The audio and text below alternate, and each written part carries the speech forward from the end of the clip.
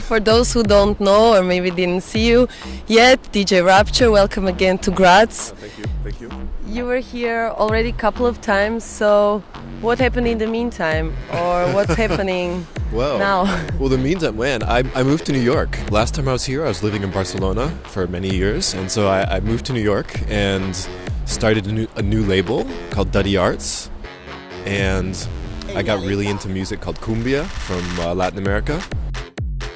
And and I've done a radio show now in the New York City area, FM radio, a place called WFMU, which is pretty cool. Every Wednesday night I have a show from 7 to 8.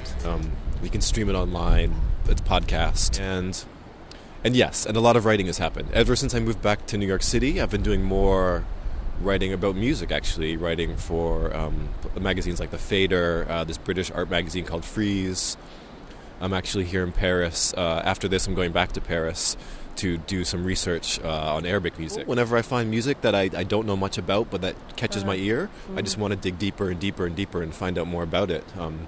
And I like sharing the results with everybody and sort of trying to like open up cultural space, basically. Do you think there's finally in,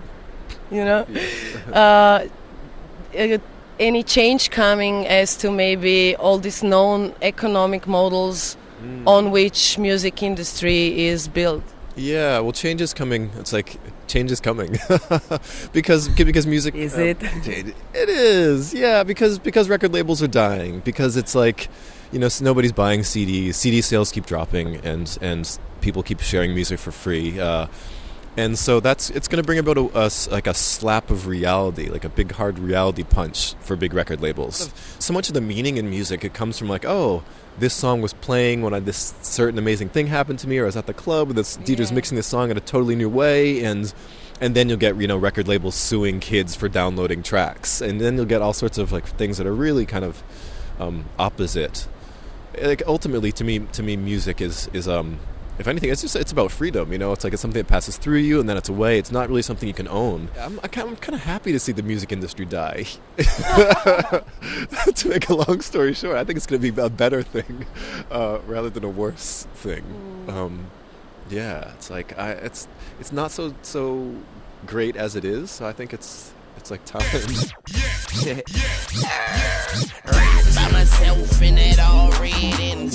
Fine with genres, I think, because it's almost like because who cares, And even genres like dubstep might mean something very specific in London, but in America, nobody really knows what dubstep is. Like the general clubbing populace, they'll be like, yeah, I read about it in some magazine, so I'll go to the night. And so, like if there's like a quote, like a dubstep night in New York, you can play anything. You can play bassline, you can play grime, you can play reggae. No one's gonna complain, And then I think that's great because those clubbers will walk away thinking, yeah, dubstep, it's this crazy music with all sorts of things mixed into it. Whereas if you go to London, they'll be like, no, this is.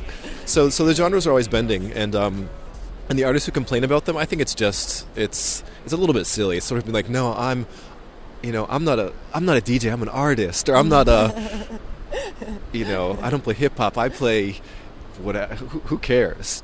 Thank you very, very much, and I wish you all the best in your projects. Keep up the good work. Up and up.